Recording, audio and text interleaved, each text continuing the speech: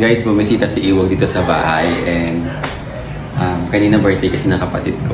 So, papabaunan natin siya ng pagkain. Kasi baka wala silang pagkain sa bahay. Charot, hindi. Kasi maraming sobrang pagkain dito sa bahay. Baka masira lang. So, ipapauwi ko na lang sa kanya. Meron ditong pansit.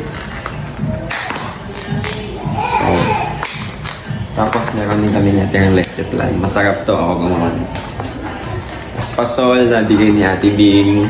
Thank you, Ate Bing. Tapos, mango cake. Papauwi din sana ako ng pork steak, kaya lang, konti na lang. So, ito na lang muna. Ilagay natin siya dito.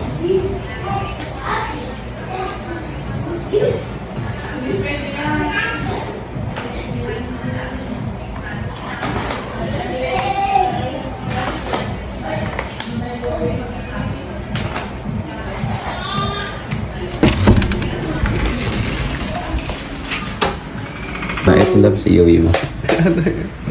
Pagkain. Ay, wow! Leche plan. Sarap nito. Gustong-gusto ko ito yung leche plan na to.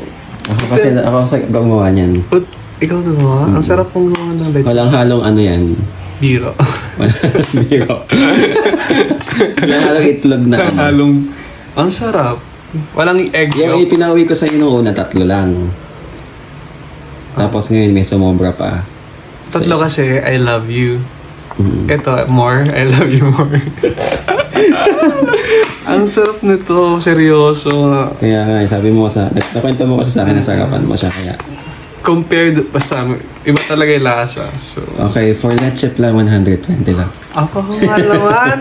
Di ba 3 para 100? Tapos may natira kaming pansit. Sarap. Thank you, loves. Ano ka? Di mo talaga ako gugutumin. Love you.